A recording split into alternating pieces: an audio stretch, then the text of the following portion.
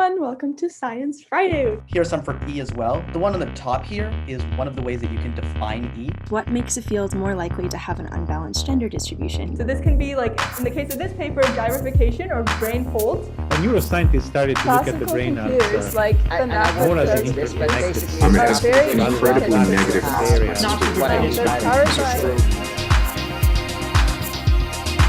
That'd be awesome. Okay, so I don't usually do this. I'm pretty bad at this sometimes, but I'm going to begin by telling a personal story. So basically, this was me. This was me in December 2014, and that is what I sometimes call day zero, because that is my first day in the United States, and I did not know English. This is the literal first day in the United States. I think my dad took this picture when we landed in San Francisco International. Behind this is like the bin pickup thing. This is my first day in the United States, and I didn't know English, which is kind of a problem. Would you agree? In the United States, not knowing English kind of a problem. So when I didn't know English, what that means is that I would come across something like I don't know, this. Anybody recognize what this is? Throw some ideas out there for what this is. Percy Jackson, yes! See, awesome. People actually, see, we are nerds here sometimes. And I would come across a word that Rick Riordan decided to invent. For instance, Rick Riordan invented the word half-blood, and I would have no idea what it means. I would have zero idea of what half-blood means, and honestly, a dictionary is not going to tell me. So if you came across a word like that, what will you do? Just throw some ideas out there. Just shout it out. How do you figure it out? Just throw it out. Look it up. Look it up? Sure. What if I'm like an 8-year-old who didn't know how to use Google? Make it up, exactly. And how would you make it up? See half and see blood. Use context. Thank you. Wonderful. You would look at the words around the word and try to figure out what it is. And that's great. You will try to guess. And that's what we do. We learn new words very, very frequently by guessing from the context in which they came from. With me so far. Like, that's the thing we do, right? Like, if we look up a word and see something that's going on, we will usually go across and check out the context and see what's happening. And that's fine. But this is the thing. Remember the whole not knowing English thing? When I see this text, probably, I don't have memory of this. When I see this text, probably what I'm seeing is like half the words missing. And then I see it because, for instance, like can in Mandarin, right? This would have the meaning of like visualize, which is not really the point of look here. Right? Look is kind of like one of those phrasal things that in English, and we don't really have that in Chinese. So I see like look and then want, this sort of this like physical thing and this like emotional thing, and I just get really confused. So not really we learn new words by guessing from their context, but native speakers learn new words from guessing their context. People who already know the language could do this. I couldn't. What I really wanted, somebody said, look it up, who said that? You did. What I really want is the definition. I want a literal way of, hey, look, that's a definition. Nice. Literal definition tells you what it is in simple words. Awesome. Even better, what if the definition could, let's say the actual thing, right? That is the actual exact definition used in this specific context, and that's kind of epic. So it's easier to learn words from knowing them in specific contexts, especially for language learners. I'm going to put a little red asterisk here because like anybody who's a language teacher for any amount of time knows that this is a terrible way of teaching new vocabulary, because this actually gets you to know the vocabulary, but this is much harder. So this is actually like what I wanted. I want ways of defining words in context easily. But here's the problem. It's easier to learn words from specific definitions, but how exactly? You see, although this is nice, definitions aren't always that good, right? For instance, I Googled half-blood a few days ago. This is what I got. The relationship between people having one parent in common. I guess that's fine, but that's A, kind of convoluted. B, not really relevant to the exact context, right? The Greek god thing was much better. And C, it needs writing. People don't think about this. Like, a dictionary was written by human beings on this earth. Definitions need writing. Someone needs to go out and do that for every given context, and that's really hard. That's really, really hard. Let me give you a concrete example of why it's hard. Here's a very, very simple word that I'm sure we all know. How many distinct definitions is there? Throw the number out there. Wisdom or count? Let's do this. 8? It's countable. Somewhere between 8 and 12. Somewhere between 8 and 12. Sorry? 5 and 10? Good. Any other guesses? Between 30 and 70. Sorry? Between 30 and 70? Risha, know the actual answer? It's 42. 42 distinct definitions for run. This is copied from the database. Oh God. Nobody has time for this. Like, if you have one new word and you have to go and write like this many definitions, you're not going to have time tomorrow to do anything. You're going to be writing definitions for the rest of your life. Like, no. So can we do better? Thank you. Yes, somebody here is paying attention. Of course, I'm like literally presenting on this. Yes, we can do better. How do we do better? Why don't we get a computer to do this for us? So let's go back to the previous example. Let's go back to where we started, which is this, the Percy-Jackson thing. We learn new words from guessing from their context. So why not computers? If we're learning words from context, we can ask a computer to do a very similar thing. So this is where I'm going to begin hand waving. For those of you who know a little bit about how machine learning works, I'm going to gloss over many things for the sake of understanding. I would love to chat with you after, but this is where I will begin hand waving. So here is a bit of context I picked out from the text. And the word we're trying to define is half-blood. We're going to call this the query. This is the question that we're trying to answer. This is what we want to know about. With me so far? Happy, happy, happy? Awesome. And we will use this to compute something called value, which is how much does each of these words relate, each of the other words relate to this query word right here. Now, just throw out some guesses for me. I'm going to point to some words. Tell me if the value relatedness is high or relatedness is low. So let's do this. High, very good. What about low, very good. Painful. Indeed, so this is actually, I actually took a model and tried to actually compute this. There's, again, a lot more hand wavy here. But you can see words that have richness in information have a higher value. Which means so far? Yes, yes, yes, thumbs up, thumbs up. Excellent. So these words like is like, I don't care if this is like the grammar doesn't really matter. To extract the meaning, what we care about is important words. So we can use query to identify the value, and that's something what we call self-attention. Again, if you know anything in this field, I have hand wave across many, many different things, but this is just to give you a sense of what this is. And the reason why it's named self-attention, can somebody guess why it's named self-attention? What is that? What do those words mean, self-attention? Throw out any guesses. You could be wrong. Like self-awareness. Self-awareness is awareness of the text itself. Is the text awareness of itself. Does that make sense? Sort of? Awesome. But then, I guess then the natural next question is, well, we have self-attention. How do we find it?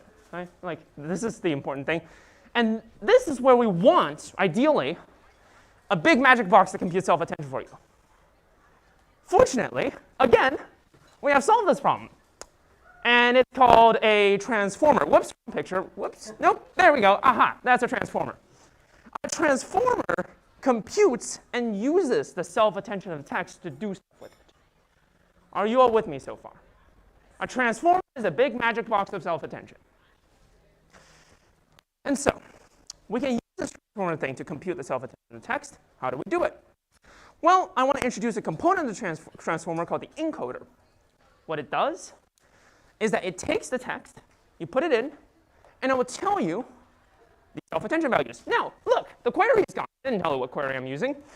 And the reason why that is because every single thing here is essentially the sum of the value on every query. Because the word is never going to be relevant for every word. The word is always going to be less important than, say, the word want or dangerous in this text. This mechanism highlights what's important by adding up the value, by treating each word as a query. And in fact, we don't even care about the text itself. We care about those as independent things. The source text, as well as the self-attention values. This is a confusing point. I want to take a pause in case people have questions. Does each word in the entire dictionary have a value? So it's computed based on the text. I'll tell you how we do it eventually, but the point is that the self-attention big old box computes these values for you. And so even if there's a new word, we can compute based on the source, fresh each time, what the values are. Does that make sense? This might be kind of beyond, kind of in the hand wavy area, but like, how does it differentiate? We were talking about before between like look, the actual verb, because in this context, look doesn't have much meaning, but in another, like because it's a verb, like it would usually have a lot. Like how does it? Very good. And this is why we need to compute these values fresh each time. The model, the big box of self-attention is smart enough to do this, and I'll tell you actually how it gets smarter in a second. But it's smart enough to compute it each time, and that's why we cannot have baked values for these. We need to compute it each time based on every given context. And of course, you want a word to define, right? Those two things added up together, you want a word to define. You shove all this into a lovely other box called the transformer decoder, and with magical hand-wavy magic, it's going to tell you a definition for it. But basically, you can sort of intuitively think about it as give us some source text and how much is relevant and the word you want to define. You want to shove these words around to form a new definition. So nowhere in the source text it states that a half god is from a Greek god. Mm-hmm. How does the context of our dictionary get that? So the way that actually works, well, you have this whole thing and you essentially say, okay, given some input text and some output text, how do we get it to be better? And the answer is, I need to step through these slides. And the answer is, we get these to be good by literally having existing definitions that we make the model better on. And that answers, I think, your question, one of your questions as well, which is that we need to give the model some examples. And it's basically going to bake that in here. It's going to remember some of these examples to go, where do I actually look for these definitions within the context?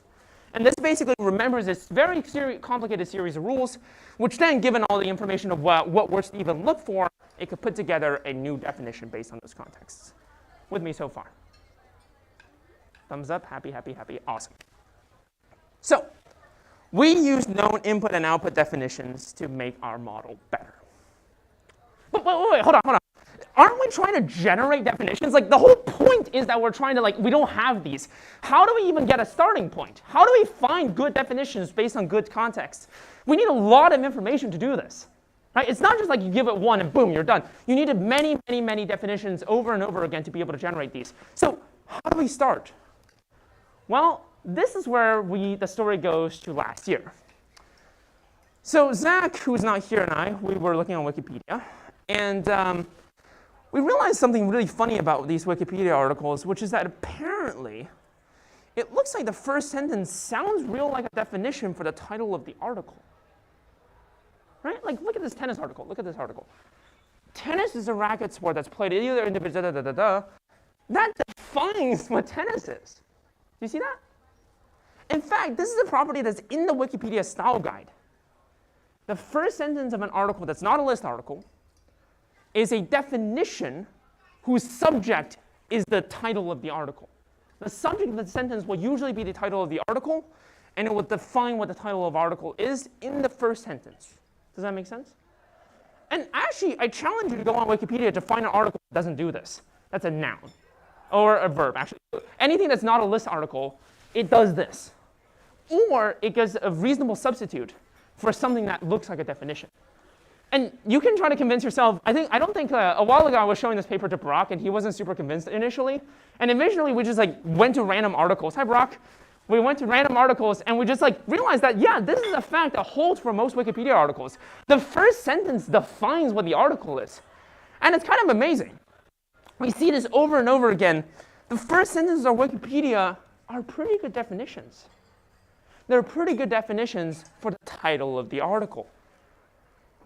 So we call these one sample, and we put all the articles together on all of Wikipedia. We have that much. But it turns out, and this is a fact we realized sort of much later on, it wasn't immediately obvious because there was too much data for us to actually manually go through. A significant chunk of the articles on Wikipedia looks something like this. Zero context, no good. It does give you the definition. It gives you the definition with zero context or other information. Does that make sense? So we have to throw this out. And without going into the criterion, these articles are called stubs. And after we throw the stubs out and a filter for basically length of the context, we end up with a very much smaller subset. It's about that much. It's a fraction of the original articles, but way much enough for us to train a model on. So we have this many data, pairs of articles, words, and first sentences. Does that make sense? Thumbs up, happy, happy, happy, awesome. So we did it. We put these things in the right order. Articles as context, words as the input. It predicts the first sentence. We ask the model to tell us what it thinks the first sentence should be. And the model got better. So I'm not going to abbreviate the middle part anymore because we sort of, that's it for us to needed to think about the actual mechanism. But the point here is that now, given any word and some context, it will tell us what the first sentence of that word should be through the transformer. And in fact, this scheme doesn't need to be an article inside Wikipedia. This is an important point. It learned what to look for in the context, and it will tell you a definition anew as long as you have a good context which to use. Thumbs up, does that make sense? But okay. How exactly good is this? Like, how good is actually this definition? I don't know. Like, eyeballing is not a very good idea. So the way that we evaluated, at least, how these definitions go is by something called Rouge, not Rogue. I kept pronouncing it Rogue in the past. Rouge 1. And the way that Rouge works is actually very simple. It requires you to have gold standard definitions. It requires you to have some small sample, we need to sample some to test our model, but some samples of the official definition of that word. So just by eyeballing here, can you guess which one's the better definition? A? A, why is that? Shout out some ideas. Specificity, very good. What else? It's concise. This is a little, but in the B scenario, it doesn't have, you can put any term in there and it's true. That's right. A, it has to be one. So it turns out you can actually extrapolate away a lot of these metrics by using Rouge, which actually only looks at one thing. It looks at how much of the text overlaps with the source gold standard definition. And in fact, the higher the amount of overlap, the generally more specific and better it is. Can you sort of get that understanding sort of intuitively? The higher overlap there is, percentage-wise, with the gold standard definition, the better your definition is on general. So there's more overlaps here. And we can use order word overlap. Remember, this is not just number of words that overlap, it's the literal, the order of words and what words are used as overlap to judge the quality of the output. And we do so. So just to give you a sense of what these numbers should look like, I'm not going to even present my numbers yet. I'm going to show you some examples.